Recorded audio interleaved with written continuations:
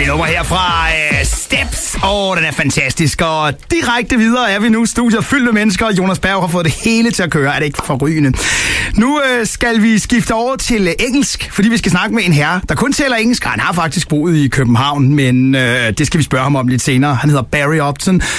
And right now we can say a very good evening all the way to Thailand, to Pattaya, to Barry Upton. Should we give him a little round of applause? Barry Upton on the line. Hello, Barry. Good evening. Oh, thank you. How are you? I'm good. Yes, it's a lovely day here in Pattaya as usual, and I love being here. Fantastic. Can we just to ask you, how warm is it right now? It's just after 6 o'clock at night. Well, it's probably been about 30 degrees most of the day, as that's just general temperature for this time of year, you know, and most of the year. That's what I love about it. That sounds brilliant. I can tell you, actually, we have like an Indian summer here in Copenhagen, so it's about 24 or 25 here right now. Well, I have very wonderful memories of 1976 when I was in Denmark for the whole of the summer, and I was playing at in your walking street at the Jomfrubræ, and we had a beach house down there in Solrud Strand. Fantastic. And then we can just say it's the place called Jomfruburet in Strøget you've been playing. That's the one. That's where I was playing. I did go on to play at Daddy's Dance Hall as well, and all over Denmark. But I remember that summer because it was a very, very hot summer, and we were on the beach all the time. Wow, that's amazing, Barry. That's really good with some fun memories, isn't it? Oh, there was some fun memories. I can't go into them here. We have to do another show about that one. Yeah, absolutely. But Barry, just to start us off, because we started with a bit of Steps here, and it got so many people here in the studio in a good mood, I can tell you. Just tell us a little bit about that song. Yeah, well, it's one of those feel-good songs that I always remember years ago listening to some of the party classics that you hear, like Come On Eileen or YMCA, and I was thinking, it's so difficult to write one of those party classics, but wouldn't it be great to do so? And lo and behold, I did it. And what year was that actually you wrote this song? It was exactly 20 years ago. It was 1996. 1997 we actually put Steps together and had the hit at the end of that year. Hey, beautiful. And I could imagine that it's a big hit, like also in the English holiday parks, you know, where you go with your mobile home and everything like that. Absolutely correct. It really did. It became one of those songs that they have party dances, and I've played at many holiday parks around the UK, and in the party dances that they always had 5, 6, 7, 8 because of the dance that goes with it. And is that like a country dance or something like that? It's a line dance. I mean, at the time in the mid-90s, I was going backwards and forwards to Nashville in Tennessee and in the USA, and line dancing was so big, and I realized that that's the way that if you're writing country music, to get it out to the masses was through the line dance clubs, which were growing all over the UK. And then somebody said to me, well, why don't you put a pop group together, doing a line dance? And I thought, what a great idea. It turned out to be a fantastic idea. And also, maybe we should, before we have one more song, we should talk a little bit about your career, because now you've come with 2 headlines, one of them being Denmark, the other one being with Steps. But you've been in the music industry for quite a few years. Yeah, I kind of got into it seriously in the early 80s when I joined Brotherhood of Man, who had already had a big hit with Save Your Kisses for Me and a few other #1 records. And so I was asked to join that group, and that meant that I was in the music business good and proper. And I was in top studios, and I really learnt my art of production there. Fantastic. And you actually went on tour with them, yeah? Oh, for quite a few years I was on tour all over the world with them. And actually, when you say all over the world, did it really take you all around, like the States and also in Asia and everywhere? Or where were you a big hit with Brotherhood of Man? Well, Not so much in America, although the very original Brotherhood of Man song "United We Stand" was a big hit in America. But "Save Your Kisses for Me," you have to understand, was number one in 35 countries, and it's still, to this day, the biggest Eurovision winning song ever, even bigger than ABBA, because ABBA's Waterloo wasn't so big, but of course ABBA became much bigger. But as a Eurovision song, the "Save Your Kisses for Me" is still the biggest selling Eurovision winner ever. Brilliant. And when you actually stopped with Brotherhood of Man, where did you, shall we say, your way went from there? Where did you go? Well, after a few years, I suddenly decided that I couldn't do more with my production skills, and dance music was really coming to the fore. So in the late 80s, I became a DJ producer, and I was the DJ at the Hammersmith Palais in London, which is a very, very big venue. And I was also in the studio then producing dance music. Wow, amazing. So how has that changed, actually? I mean, you've been going out with a pop group, doing all the, shall we say, melodic stuff. Now you had to go over to the dance things with more heart-pumping rhythms and that kind of thing? Yeah, but the main songwriting element was exactly the same, because I think there was some fantastic dance records out in the late 80s that really had great melodic content. Not so much nowadays. If you go into a club nowadays, you're just going to hear almost just like an instrumental, but and maybe some rapping. But in those days, I think there was a great variety of dance music, and it was very inventive. Fantastic. And you kept on doing that for quite a few years. But I also mentioned for our listeners before you came on, you said also yourself about Nashville. Did you actually live in Nashville for some years? No, I was commuting backwards and forwards, and I really enjoyed it, because I had many friends in Nashville, and I met so many top musicians in Nashville, some legends, including Garth Brooks, including Chet Atkins. Wow. People like that. I mean, my mind was being blown, you know. But what I used to do was I would record at my own home studio, and then I would go to Nashville and I would record some of their musicians, because they were just so superb, and they would make my country tracks sound very, very authentic. So then I'd come back to the UK and record vocals, and that was it, really. And a lot of those tracks ended up on line dance albums. We have to play some of those one day. We should do that. Yeah. Oh no, there's some good stuff. In fact, actually, I mean, I'm doing a show tonight, and for sure I will play one or two of them. And it's so good you say that, Barry, because in just a bit, when we come back after the music, we will be talking about your show tonight. We will be talking about your transition going over to Pattaya in Thailand. Is that all right? Yeah, no problem. Because before that, I think we should have a little bit of Pattaya Wonderland, if I'm not too wrong on the button. So here we go with that one, Barry, and you stay on the line, and we're back in a mo. Okay. Brilliant. Barry Upton i interview. Og lige først, rigtig solskin i din radio. Her er han med sin forrygende Pattaya Wonderland. Og så er han tilbage på showet om kort sekund. Barry Upton, loving this one. Fantastisk nummer. Det var Pattaya Wonderland. Og elsker vi ikke alle sammen Pattaya? Den er altså fantastisk, den her. Jeg er helt vild med den. Living in a Pattaya Wonderland. All right, Barry, you're back. Yeah, you sung that very well. Oh, thank you. I just took a chance. That's good. Thank you. And what a lovely, sunny, happy tune. Yeah, when I first came to Pattaya, it was there was a song that was hearing in the bars. I'm hearing a bit of an echo. I don't know if you just want to check that echo somewhere.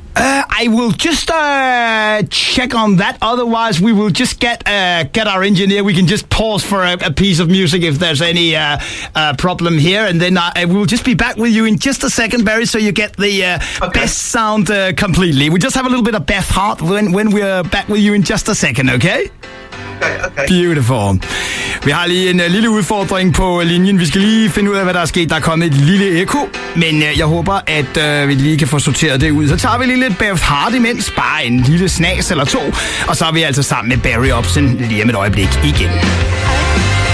Det var Beth Hart, As Good As It Gets, en forrygende sangerinde. Right now we go back to English, and we got Barry Upton on the line, direct from Pattaya in Thailand. And Barry, can you hear us again now? Yeah, I can hear you perfectly, yeah.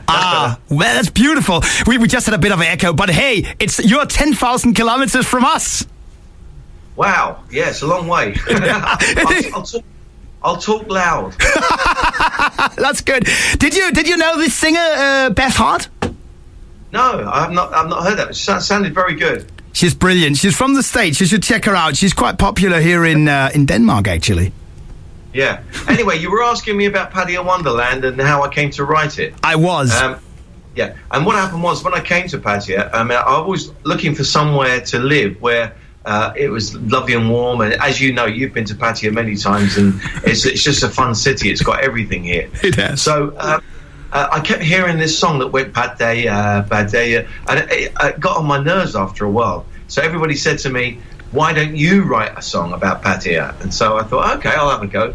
And I thought, well, let's write a nice romantic song about a girl and a guy walking hand in hand along the beach, and make it nice and fun. And that's how I managed to write that song, and people seem to like it.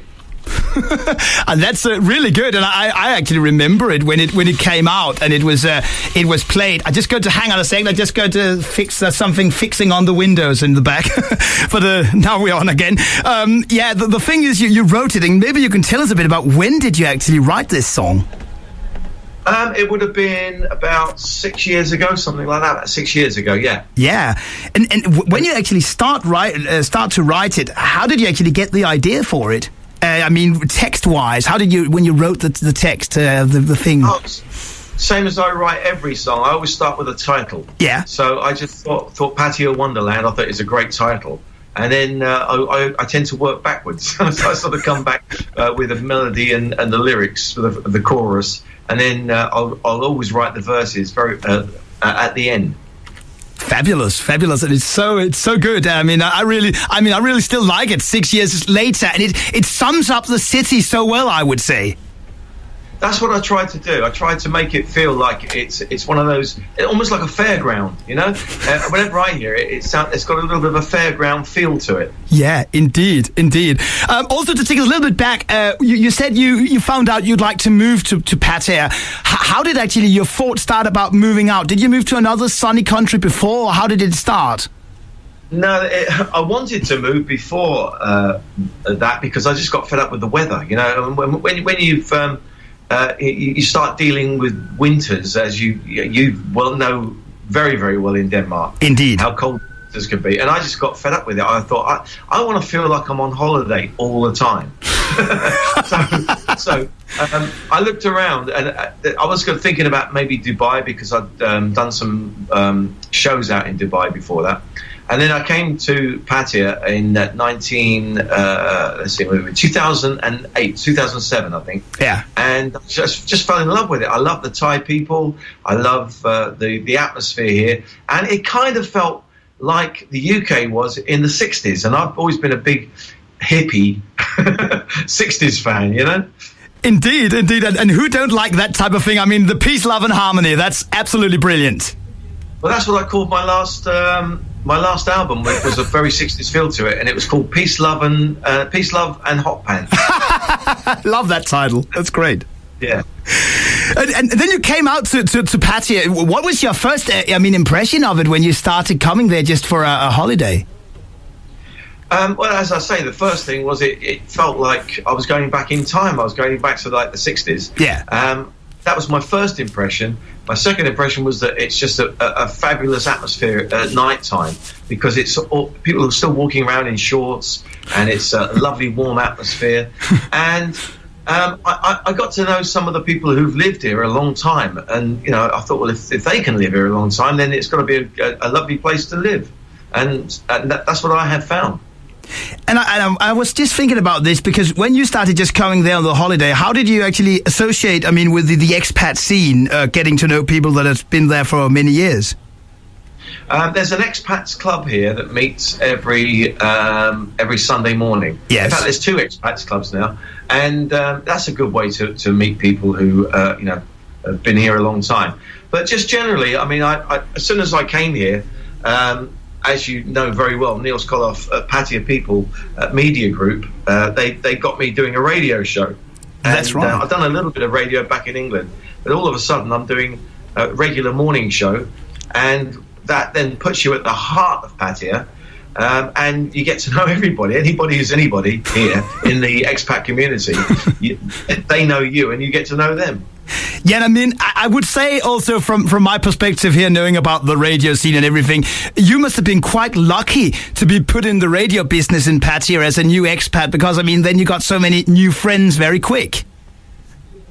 Yeah, I mean, it wasn't something I was planning to do. I just went on to a radio program here as a guest, same as I'm a guest on your show now. Yeah. Be careful, I'll have a job soon. That's good. I'll have to learn to speak Danish first. But I can. By the way, I can still sing that gasoline song, Rebel Fire, Aaron Get that I used to sing years ago. Okay. Can I say that on the radio? Yeah, you can. Sure. Of course you can. Okay. But anyway, what happened was I was a guest on the program, and the controller, Danny, who you know very, very well. I do. He approached me afterwards, and he just said, have you done radio before? I said, I've done it a little bit back in the UK just for fun. And he said, well, we need somebody like you with a bit, who's an entertainer. Yeah. And then you just actually started and got thrown into the deep water, shall we say? Yeah, I'm fearless when it comes to stuff like that. Actually, it wasn't so difficult for me because I've been in recording studios all my life. And so a radio studio is not that different, really. No. So you actually very quick learned to, shall we say, like I do here, driving the desk and everything. Exactly, yeah. That came second nature to me. and how you actually have been doing a breakfast show, shall we say, many years. You actually had a fun thing we should maybe also mention. You did it live outside on the street, and I actually came on your show in 2011. That's right. It was an unusual thing to do, but we did actually want the street sounds in the background, and unfortunately we only did it for a year or two because the big hotel opposite, they suddenly reconditioned it and there was dust everywhere, so we had to go back indoors. But it was great fun, and it was part of a cafe called the Media Cafe. Yeah. And so we would do the show live in the morning, and there'll be people eating their breakfast while around you in the tables and having coffee while you were doing it. It was a fabulous thing, as you remember. I do. I still remember that Monday morning when I came to you, and we sat there, and suddenly a well-known composer, was it Ben Fenton or something like that, came along? Ben Findon, yeah. That's quite funny because he lives in the next village to me. But he wrote songs for the Nolans, I'm in the Mood for Dancing. He wrote Love Really Hurts Without You, Billy Ocean. Yeah. Yeah. And he's written many, many other pop hits. So it's funny that he should be living in the next village to me now. Yeah. And he actually came on the show that day when I was there. It was brilliant. Yeah. Yeah. And shall we say, I was just also thinking about, now you've been living in Pattaya for 6 or 7 years. What do you like, what do you get your days filled out with, shall we say, because you are like in a holiday resort, can we say, all year round? Yeah. Well, there's never a dull moment, that's for sure. That's your catchphrase in Facebook. Yeah. Obviously, I do a lot of live shows. I still love doing my live pop shows. And then I've been doing the radio show in the mornings, but I've also got my recording studio here in my house. So I'm always working on projects. And I've got a big project which I'm just working on right at this moment, writing new songs. And so it's, well, let's put it this way, you can never be bored. That's really fantastic. So how do you do? Like, also, I know you also actually do sports to keep fit. Shall we just mention that? Yeah, I play tennis usually about 3 times a week, sometimes 4. I've been a tennis addict for 20 years, and and of course here you can play outside all the time. Fantastic. That must be really, really, really so good. I can just feel today like a day when we have 25 degrees. It's so amazing. Yeah, that's perfect. I mean, sometimes It's the other way around. It's a little bit too hot sometimes. So, you get that sun can be quite extreme. You have to be very careful. But most of the time, you get very, very hot and sweaty. But that's what it's all about, having a workout. Indeed. So there's actually quite a lot of advantages, shall we say, living where you're living right now.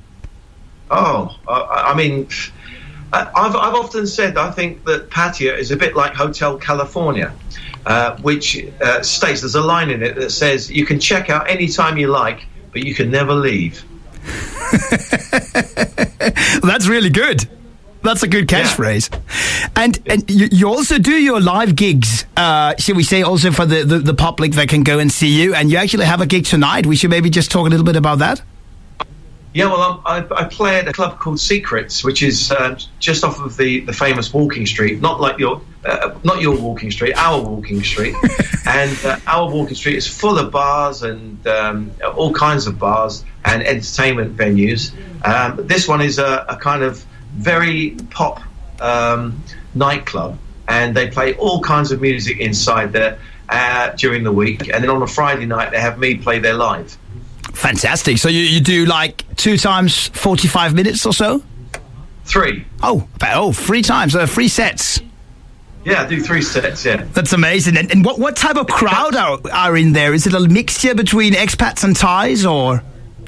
It's mostly expats. I mean, you do get some Thais. In fact, the great thing about it is it's a really international audience. I mean, they come from Australia, America, Canada, or Europe. There's many times I've had Danish people come in there, and I quickly break into Rabala Stoya, and they go, "Wow, you can sing that!" Beautiful, fantastic. It must be really good, shall we say, to be in such a vibrant or have a vibrant audience going and seeing your shows. It's wonderful stuff, and what I love to do is get people shouting out songs, because sometimes I'll just break into a little bit of it if I don't know it. If I know it, and it's even more impressive because I can just suddenly play it. But my forte is Beatles material, and I've got 60 Beatles songs in my repertoire now. Brilliant. That sounds absolutely great. The thing is, Barry, I'm just going to ask you live here on air. Maybe would like to catch up with you, check in with you in like 3 or 4 weeks' time, because I would like to talk with you about the project you did with a special kind of people in Thailand. If you with me on that one, the talent show. I know exactly what you're talking about. Is that all right? It was the world's first. Is that all right that we do that in 3 or 4 weeks' time? Yeah, of course, anything for you, Robin. Oh, thank you, Barry. Thank you. And I mean, it's so lovely. It could be like you could be like a regular Friday entertainer sometimes here on this show. Why not? There you go.